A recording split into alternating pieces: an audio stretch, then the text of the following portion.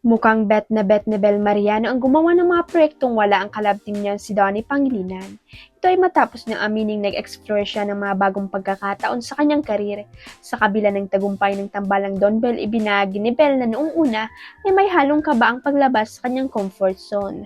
At first, I was nervous because Donnie and I already knew each other's approaches. Gayon pa man naging malaking learning experience ito para sa aktres lalo na nang makatrabaho niya ang ibang artista. Yung mga nakatrabaho namin artista outside of Don Bell, talagang ako sobrang natuto ako like kay Inay, kay Papa P, as in grabe talaga yung natutunan ko kwento niya. Ayon pa kay Bell, nakatulong ang kanyang solo project para mas maintindihan niya ang iba't ibang dynamics sa set. Parang sabi ko, oh, okay, this is how it's like pala to work with someone else, dagdag pa niya. Sa kabila ng kanilang kanya-kanyang ganap, nananatiling buo ang suporta nila ni Donnie sa isa't isa, kaya naman mas lalo pa niyang inaabangan ang muli nilang pagsasama.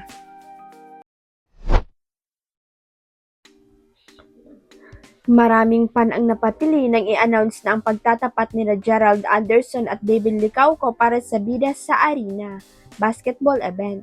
Days ago kasi ay may nilabas na teaser at tukol doon. Pahulaan muna kung sino-sino ang magtatapat sa nasabing basketball event. Pero pinost na ng mga SM Mall of Asia Arena na pangungunan ni Gerald at David ang bida sa Arena. Sabi nga ng mga fan, kabugan sa basketball sina Gerald at David.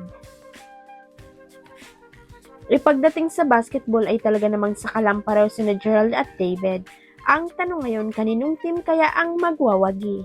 Anyway, hindi pa sinasabi kung kailan ang bida sa Arena Basketball pero may nakapag-chika sa Abante na first week of May raw yon.